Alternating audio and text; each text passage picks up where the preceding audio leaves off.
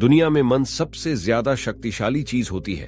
अगर किसी चीज को तुम पूरे मन से चालो तो तुम उसे हासिल कर सकते हो। यह मैं नहीं कहता, यह सभी महापुरुषों का कहना है। लेकिन अगर यह सत्य है, यह सच है, तो जो हम अपने मन से चाहते हैं वह हमें हासिल क्यों नहीं होता है?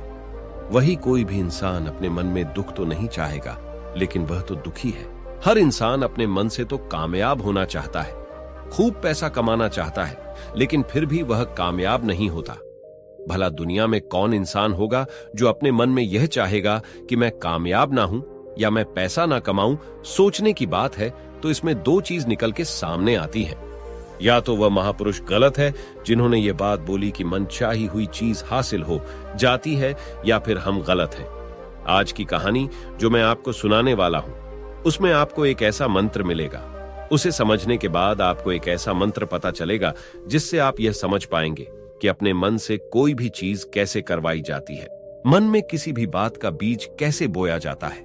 ये इस कहानी से आपको अच्छी तरह से समझ में आ जाएगा और इससे आप यह भी समझ पाएंगे क्या गुरुत्वाकर्षण का नियम, लॉ ऑफ अट्रैक्शन, कैसे काम करता है। कहानी छोटी सी है लेकिन बहुत ही गहरी है। इससे पहले कि आप इस कहानी में खो जाएं, इस चैनल को सब्सक्राइब जरूर करें। तो चलिए शुरू करते हैं। एक बार की बात है, एक आदमी के जीवन में सिर्फ दुखी दुखी होता है।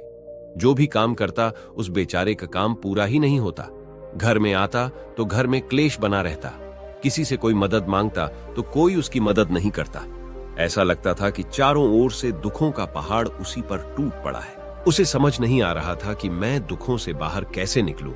दिन रात यही सोचता रहता कि अपने दुखों से छुटकारा कैसे पाना है। इसी कारण तो रात में सो भी नहीं पाता था।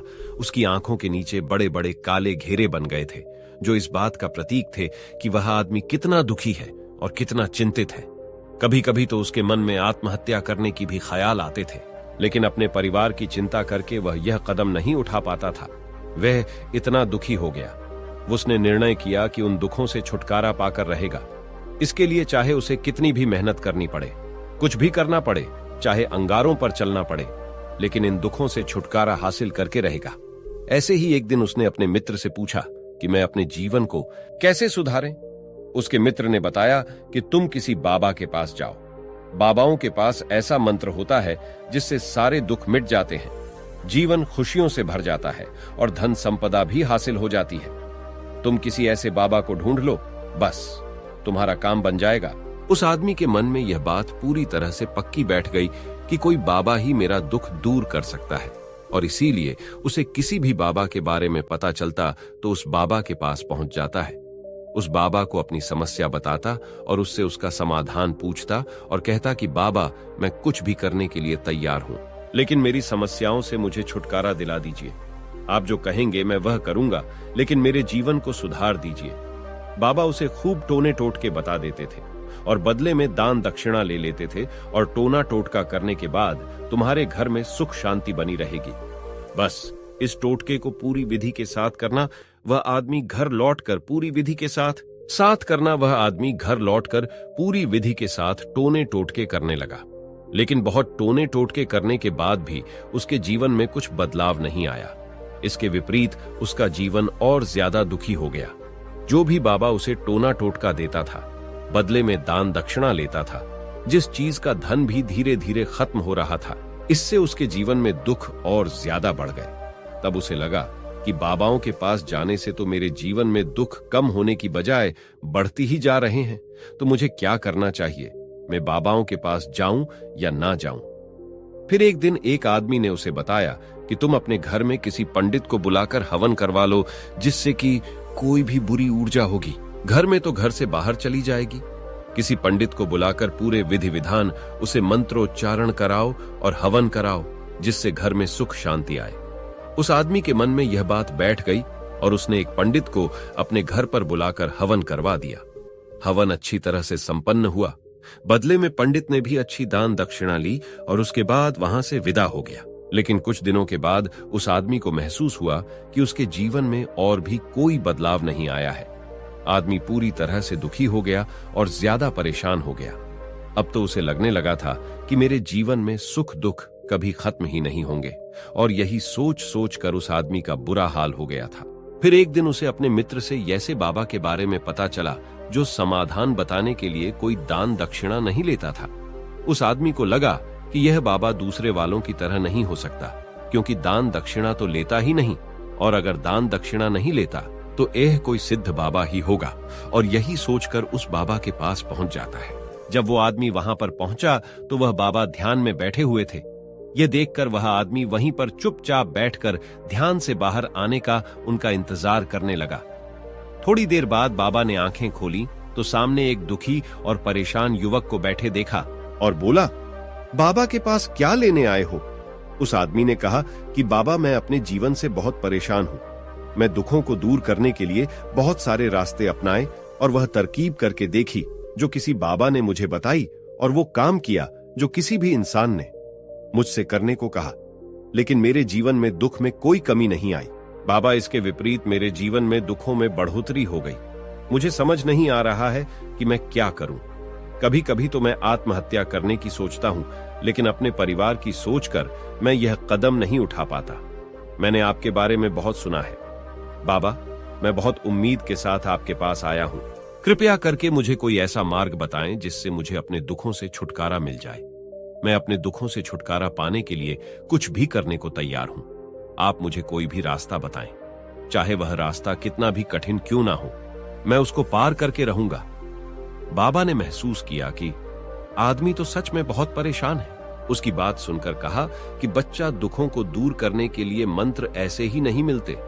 मंत्र पाने के लिए कुछ करना पड़ता है। तुम कुछ कर सकते हो। यह सुनकर पहले तो उस आदमी ने सोचा कि यह बाबा भी मुझसे दान दक्षिणा मांगेंगे, लेकिन और कोई रास्ता ना पाकर उस आदमी ने कहा कि बाबा, आपको जितनी भी धन चाहिए मैं देने के लिए तैयार हूं, लेकिन आपका मंत्र सच्चा होना चाहिए, पूरा होना चाहिए।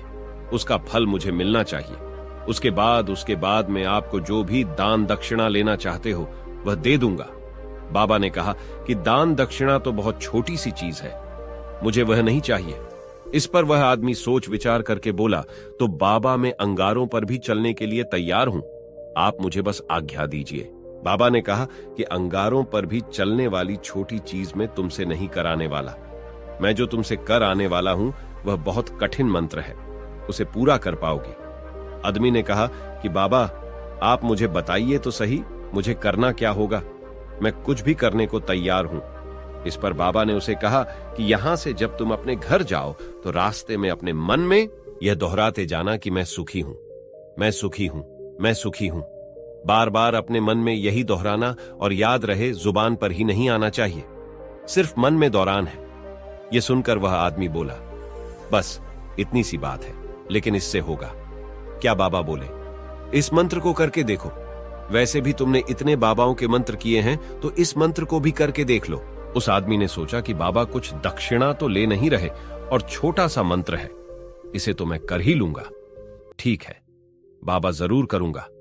वह आदमी यह कहकर वहां से उठकर चलने लगा, लेकिन जैसे ही वह चलने लगा, पीछे से बाबा ने बोला कि बच्चा, एक बात याद रखना, जब तुम यह मंत्र अपने मन में दोहराव तो तुम्हारे मन में बंदर का विचार नहीं आना चाहिए, बंदर का ख्याल भी नहीं आना चाहिए होगा। वह आदमी बोला, मुझे तो आज तक बंदर का कोई विचार नहीं आया, तो अब क्या आएगा? आप चिंता मत करिए बाबा, मैं बस मन में यही बोलूंगा कि मैं सुखी हूं, सुखी हूं। इसके अलावा बंदर का कोई विचार मेरे मन में नहीं आएगा। यह कहकर वह आदमी वहां से चल गया। वह अपने मन में सुखी हूं, सुखी हूं, यह द्वारा था। वह थोड़ी दूर ही चला था, उसके मन में अचानक बंदर का ख्याल आ गया। बंदर का ख्याल एक बार आया और चला भी गया, लेकिन उस आदमी ने सोचा कि आज तो मुझे बंदर का कोई विचार नहीं आया, यह आज बंदर का विचार किया गया, और ऐसी करके उसने उस बंदर के विचार को पकड़ लिया। वही भूल गया कि मुझे क्या मंत्र दोहराना है, और वह बंदर के बारे में सोचने लगा। जब थोड़ी देर बाद उसे फिर से होश आया तो वह फिर से अपना वही मंत्र को दोहराने लगा जो बाबा ने उसे बताया था, मैं सुखी हूं, मैं सुखी हूं। लेकिन अचानक से सामने बंदर दिखाई दिया। देखकर उसके मन में फिर से बंदर का विचार उठ गया, और वह अपने अंदर से इस विचार को बाहर फेंकना चाहता था। वह चाहता था कि मेरे अंदर किसी भी तरह बंदर का विचार नहीं आए, लेकिन उसे तो सामने बंदर ही दिखाई दे गया। ऐसे ही जद्दोजहद करते करते वह घर पर पहुंचा और घर पर पहुंचने के बाद अपनी पत्नी को कहा कि है बंदरिया, मुझे खाने में बंदर परोसो। उसे एहसास हुआ कि उसने क्या बोल दिया तो वह अपने बाल नोचने लगा, दीवारों में सर मारने लगा कि आज तक मुझे बंदर का कोई विचार नहीं आया और आज मुझे यह क्या हो गया है कि मुझे हर जगह बंदर ही बंदर नजर आ रहे हैं। ये कैसी माया है। यही सोच सोच कर बाद में रात भर सो नहीं पाया। रात भर करवटें बदलता रहा और सुबह उठकर सीधे उसी बाबा के पास पहुंच गया और उसके चरणों में गिरकर कहा कि बाबा, पता नहीं क्या चमत्कार हो रहा है, आज तक मुझे बंदर का कोई विचार नहीं आया, लेकिन कल से जब से आपने मुझसे कहा कि बंदर का विचार नहीं आना चाहिए, तब से मुझे हर जगह बंदर ही बंदर नजर आ रहे हैं। उस आदमी ने कहा कि बाबा, मुझे तो आपके पीछे पेड़ पर बैठा हुआ बंदर भी केला खाता हुआ दिखाई दे रहा है। यह सुनकर बाबा हंसने लगे। बच्चा मन का विचार एक ऐसा जाल है जिसे समझ पाना इतना आसान नहीं है। बंदर तो तुम्हारे रास्ते में पहले भी आते थे। जब तुम मेरे पास आए थे तो इन्हीं पेड़ों पर यह बंदर घूम रहे थे, लेकिन तब तुम्हारे ध्यान में यह बंदर नहीं था। अब तुम्हारे ध्यान में सिर्फ अपने दुख है। इसके बाद बाबा ने उसे बताया कि बच्चा, हम जिस चीज से भी दूर भागना चाहते हैं वही चीज हमारे मन में बहुत गहरे में प्रविष्ट हो जाती है, वह हमारे अंतर मन में समा जाती है। असल में हम जिस चीज से भी छुटकारा पाना चाहते हैं उससे छुटकारा इसीलिए पाना चाहते हैं कि वह हमारे साथ बहुत गहरे से जुड़ी हुई है, और हम जितना ही उससे छुटकारा पाना चाहते हैं उतनी ही गहरी हमारे मन में बढ़ती चली जाती है और आखिरकार वह हमारे अंतर मन में छा जाती है। ऊपर से तो हम चाहते हैं सुखी होना और हमारे होंठ भी यही बोलते रहते हैं, लेकिन हमारे मन में दुख समाया होता है। हमारे विचारों में, हमारे मन में हमें दुख ही दुख दिखाई देते हैं। इसीलिए अपनी जुबान से बार बार यह बोलने से कि मैं सुखी हूं, सुखी हूं, सुखी नहीं होंगे जब तक यह मंत्र हमारे अंदर प्रविष्ट नहीं होगा। इस पर उस आदमी ने पूछा कि बाबा, लेकिन यह मंत्र हमारे अंतर मन में प्रविष्ट कैसे होगा? यह सुनकर बाबा ने कहा कि बच्चा, अपने दुखों से लड़ना बंद कर दो। जब तक तुम अपने दुखों को दूर करने की सोचते रहोगे तब तक तुमसे दुख चिपके रहेंगे, तब तक वह तुम्हारे अंतर मन पर अपना राज जमाए बैठे रहेंगे, और जिस दिन तुम उन दुखों के बारे में सोचना ही छोड़ दोगे, उन दुखों से छुटकारा ही नहीं पाना चाहोगे, उसी दिन से तुम्हारी जिंदगी से दुख गायब हो जाएंगे। किसी भी चीज से छुटकारा पाने के लिए हमें उस चीज के बारे में सोचना पड़ता है, और हम जितना ही उस चीज के बारे में सोचते हैं वह उतनी ही गहरी हमारे मन में प्रविष्ट होकर चली जाती है। हम अधिकतर समय दुखों के बारे में ही सोचते हैं। यही सोचते हैं कि हमारे जीवन में दुख है और हमें इनसे छुटकारा पाना है। इसी वजह से बार बार सोचने से हमारे अंतर मन में दुख प्रविष्ट हो जाते हैं और हमें एहसास भी नहीं होता। इसीलिए अगर तुम दुखों से छुटकारा पाना चाहते हो तो दुखों से छुटकारा पाने के बारे में सोचना छोड़ दो, तुम्हें दुखों से छुटकारा मिल जाएगा। अक्सर आदमी धूम्रपान छोड़ना चाहता है, शराब छोड़ना चाहता है, सुबह अपने आप से वादा करता है कि मैं कोई भी गलत काम नहीं करूंगा, लेकिन शाम को जब लौटता है तो नशे में चूर होकर लौटता है। ऐसा क्यों होता है कि जो हम सोच रहे हैं वह पूरा कर ही नहीं पा रहे हैं? असल में हम उस चीज को बहुत ज्यादा तवज्जो दे रहे हैं, उस चीज को बहुत ज्यादा अहमियत दे रहे हैं। जब भी हम उस चीज को छोड़ने के बारे में सोचते हैं तो हम उसकी विशेषता और ज्यादा बढ़ा देते हैं। हमारा मन उस चीज के बारे में जितना ज्यादा सोचेगा, शराब या धूम्रपान छोड़ने के बारे में जितना ज्यादा सोचेगा, हमारा मन उतना ही उस चीज के पीछे ज्यादा भागेगा। हमें चीज से लड़ना नहीं है, बल्कि बिना सोचे गुजर जाना है। और अगर इस मंत्र को हम समझ लेते हैं तो हम अपने जीवन में जो भी पाना चाहते हैं उसे अपने अंतर मन में डाल सकते हैं, और एक बार वह लक्ष्य हमारे अंतर मन में बैठ जाता है तो फिर सफलता पाने में कोई समस्या नहीं आती, कोई दिक्कत नहीं आती। तो दोस्तों, कैसी लगी आपको यह कहानी? कमेंट सेक्शन में जरूर बताएं, और अच्छी लगी तो इस चैनल को सब्सक्राइब करना न भूले। तो मिलते हैं अगली कहानी में, तब तक के लिए अपना ख्याल रखें।